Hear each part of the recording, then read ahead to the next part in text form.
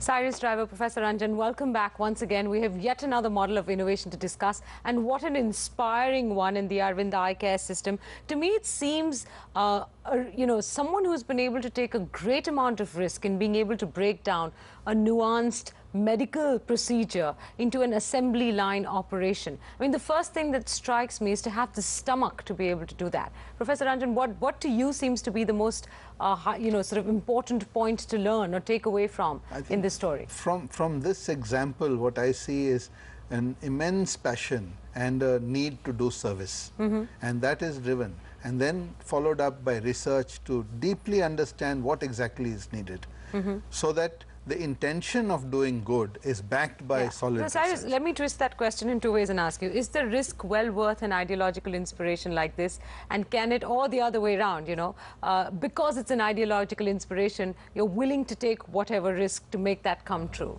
I think there was no risk to the extent money was not an objective for Dr. Venkateswamy, clearly when he started it. And I must say, what he has achieved just takes my breath away. I doubt we will get anything as astonishing an accomplishment in our series. He had the brilliance to make it simple. The real brilliance is in its elegance and simplicity, where repairing either the kind of eye surgery they do is normally a complicated process. He was able to break it up into little compartments, figure out that not every compartment of work needed the skilled ophthalmologist, of which there is a shortage. So instead he would use paramedical staff, not expensive paramedical staff, but girls from the neighboring areas that he had trained himself. And the ophthalmologist would do just the smallest part that was critical. Right. Over time, he figured that the lens that was needed as a replacement was prohibitively expensive.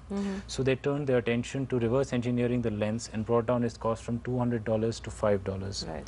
They scaled from one hospital with 11 beds to now doing a few 100,000 operations every year. It just takes your breath away. Mind-boggling, isn't it? It's absolutely mind-boggling. Yeah. But I'm saying, why haven't people been able to duplicate that as yet? Is it just a long gestation kind of product? Does it take 5-7 years to be able to perfect these processes? To get faith in innovation is a very, very different. See, if you talk about a pie in the sky kind of dream, how many takers will you have? When you have a model on the ground which is working, that's when the takers start coming.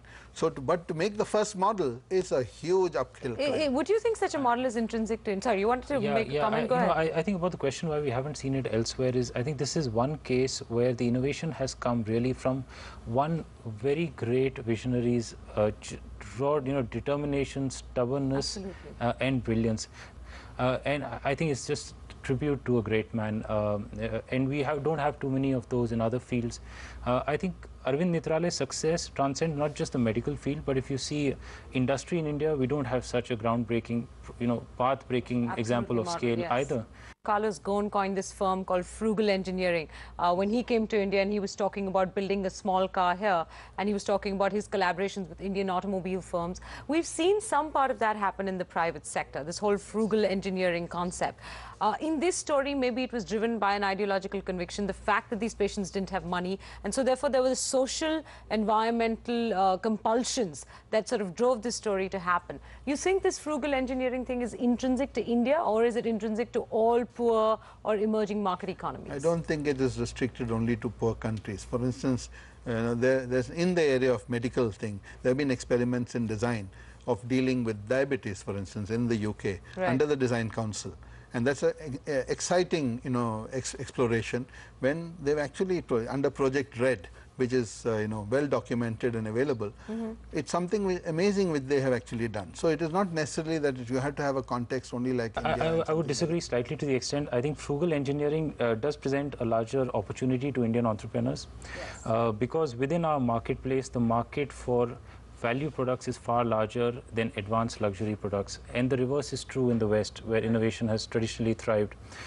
So, the way Professor Prahlad keeps talking about fortune at the base of the pyramid, there really is that opportunity in India. The Nano is an attempt to do that, and I think we'll all watch closely how it performs in the marketplace.